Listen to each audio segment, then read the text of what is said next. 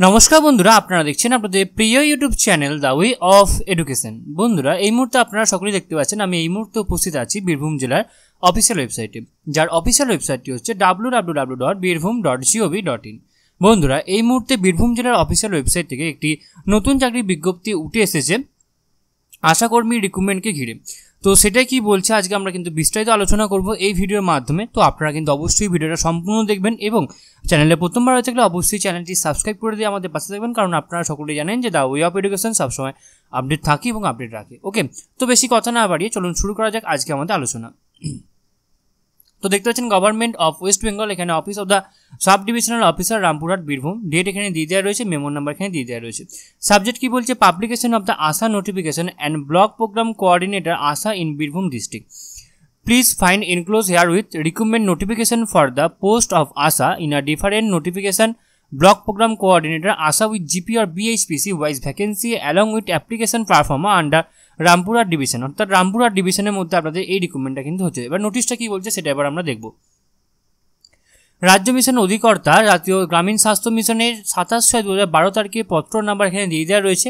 এর আদেশনামা ও পরিমার্জিত সংযোজনী অনুযায়ী বীরভূম জেলার রামপুরহাট মহকুমার অন্তর্গত বিভিন্ন ব্লকের উপস্বাস্থ্য এলাকায় আশাকর্মী নিযুক্তিকরণের উদ্দেশ্যে ওই এলাকার অন্তর্গত গ্রামগুলিতে স্থায়ীভাবে বসবাসকারী মহিলা প্রার্থীদের কাছ থেকে উক্ত পদের জন্য নির্দিষ্ট আবেদনপত্র দরখাস্ত আহ্বান করা হচ্ছে। মানে আপনারা ওই নির্দিষ্ট এলাকার কিন্তু অবশ্যই স্থায়ী বাসিন্দা হতে হবে এবং আপনাকে মহিলা হতে হবে।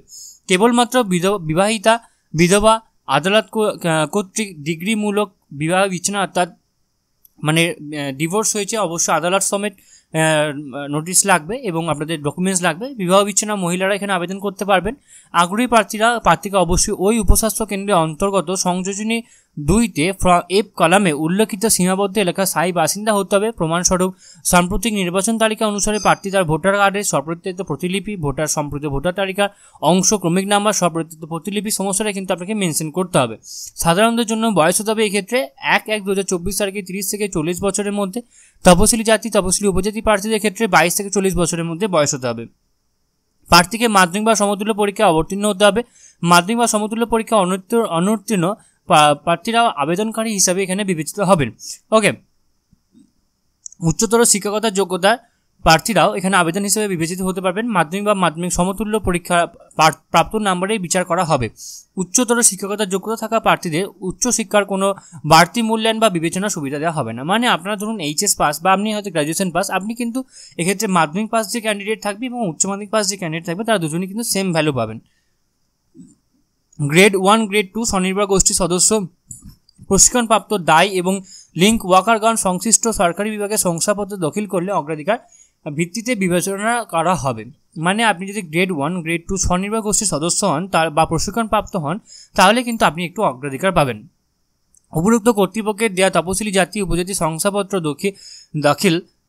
দাখিল করলে অগ্রাধিকার ক্ষেত্রে সংযোজন 2-তে জি কলামে উল্লেখিতভাবে বিবেচিত হবেন। এখানে উল্লেখ্য যে উপরোক্ত এলাকার সাধারণ প্রার্থীরা এখানে আবেদন করতে পারবেন। আবেদনপত্রের সঙ্গে নিম্নলিখিত সকল প্রমাণপত্রের স্বপ্রত্যয়িত প্রতিলিপি আপনাকে জমা করতে হবে। এক্ষেত্রে কী লাগবে, জন্ম তারিখের শংসাপত্র, মাধ্যমিক বা সমতুল্য পরীক্ষা অ্যাডমিট কার্ড লাগবে। সাম্প্রতিক নির্বাচন তালিকা অনুসারে প্রার্থীকে তার ভোটার কার্ড, সাম্প্রতিক ভোটার তালিকার অংশ নাম্বার, ক্রমিক নাম্বার, ওকে, রেশন কার্ড এগুলো লাগবে। উপযুক্ত কর্তৃপক্ষের দেওয়া জাতিগত প্রমাণপত্র লাগবে। মাধ্যমিক বা সমতুল্য পরীক্ষার মার্কশিট লাগবে। গ্রেড 1 এবং গ্রেড 2 স্বনির্ভর গোষ্ঠীর সদস্য, প্রশিক্ষণপ্রাপ্ত দায়, লিঙ্ক ওয়ার্কারের প্রমাণপত্র প্রযোজ্য হলে লাগবে। প্রার্থী স্বাক্ষর সহ 2 কপি রঙিন পাসপোর্ট সাইজ ফটো লাগবে। ওকে, একটি ফর্মে সাঁটা এবং অন্যটি সেলফ অ্যাটেস্টেড খামের মধ্যে লাগবে। আবেদনকারীর নাম সহ ডাকযোগে সম্পূর্ণ নিজ ঠিকানা উল্লেখিত খাম 22 টাকা ডাক টিকিট সহ উপরোক্তগুলির সঙ্গে জমা দিতে হবে। উপরোক্ত প্রমাণপত্রগুলি ক থেকে ঘ পর্যন্ত উল্লেখিত শংসাপত্রে কোনোটি আবেদনপত্রের সঙ্গে যুক্ত না থাকলে আবেদন বাতিল করা হবে। মানে এখানে আপনাদের এই যে এখানে ক থেকে এই যে 7 নম্বর পয়েন্টে ক থেকে এখানে আপনাদের ঘ পর্যন্ত এই চারটে আপনাদের এই চারটের মধ্যে যদি কোনো একটা যদি আপনার না থাকে তাহলে কিন্তু আপনার এক্ষেত্রে বাতিল করা হবে আপনার ফর্মকে। উপরোক্ত শর্ত পূরণকারী যোগ্য প্রার্থীদের ইন্টারভিউর জন্য ইন্টারভিউ লেটার বা ইন্টারভিউ তারিখ, সময়, স্থান উল্লেখপূর্বক নির্দিষ্ট ঠিকানায় ডাকযোগে প্রেরণ করা হবে। মানে আপনাকে যদি এক্ষেত্রে সিলেক্ট করা হয় তাহলে তার জন্য আপনাকে কিন্তু অবশ্যই ওক্ষেত্রে আপনাকে ডাকযোগে আপনার কাছে ইন্টারভিউ লেটার আসবে। অসম্পূর্ণ বা ত্রুটিপূর্ণ আবেদন খারিজ করা হবে।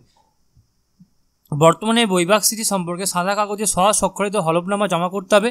আবেদনপত্র প্রার্থীর নাম, ঠিকানা, পদ উল্লেখিত মুখবন্ধ খামে রেজিস্টার্ড পোস্ট দ্বারা জমা করতে হবে। আবেদন গ্রহণ করার সময় হচ্ছে 9/8/2024 তারিখ থেকে 30/8/2024 অফিস টাইম। ওকে, মানে হচ্ছে আপনাদের হাতে কিন্তু এখন অনেক দিন সময় রয়েছে, মানে 30 আগস্ট অবধি কিন্তু আপনাদের ফর্ম ফিল আপ হবে।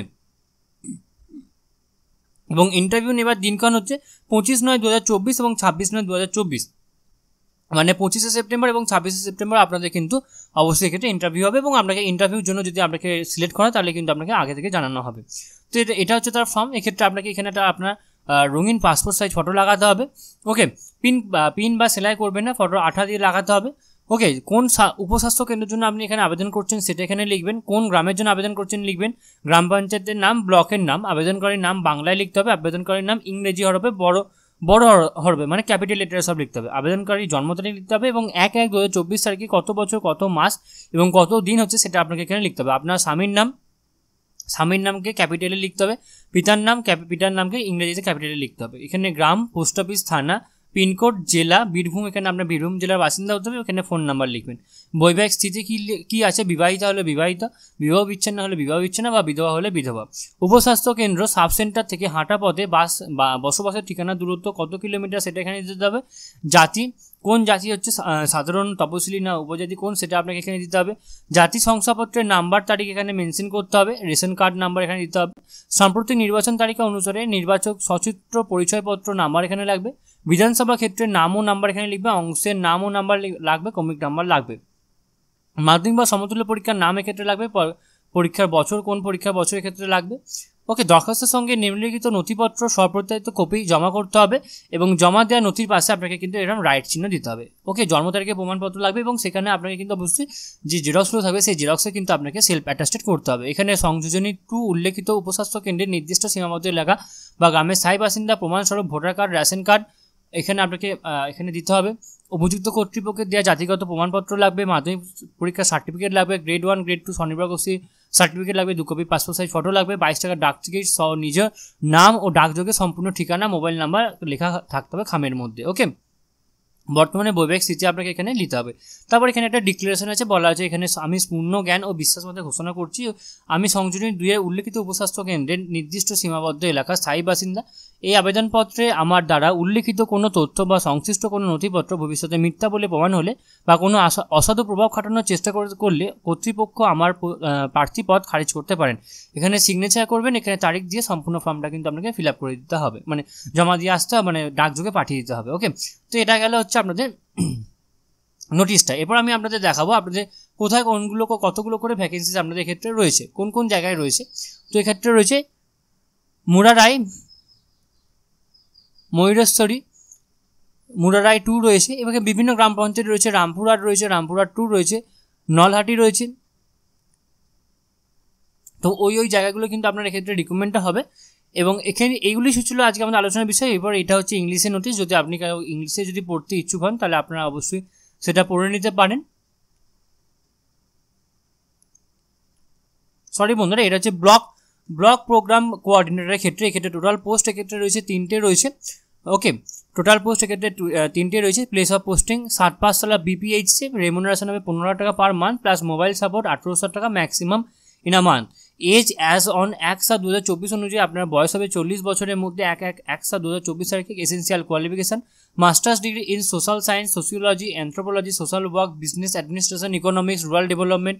ওকে, অথবা গ্র্যাজুয়েট ডিগ্রি থাকতে হবে যে কোনো ডিসিপ্লিনে, 2 ইয়ার্স এক্সপিরিয়েন্স উইথ হেলথ প্রজেক্টসে। প্রেফারেন্স থাকতে হবে। Preference will be given to a candidate have working experience in ASHA programme. Computer knowledge থাকতে হবে। আদার ক্রাইটেরিয়া এখানে বলা রয়েছে যেগুলো আপনারা অবশ্যই দেখে নেবেন। রেসিডেন্স হতে হবে, should be a permanent resident of the Rampurhat sub division where he or she is applying, মানে হচ্ছে আপনাকে অবশ্যই রামপুরহাট ডিভিশনে স্থায়ী বাসিন্দা হতে হবে। সিলেকশন প্রসেস এখানে document of the eligibility and educational qualifications for scrutiny on the basic of the academic result, experience in the health projects along with the written test, computer skill etcetera ইত্যাদির মাধ্যমে আপনাদের ক্ষেত্রে recommend কিন্তু হবে।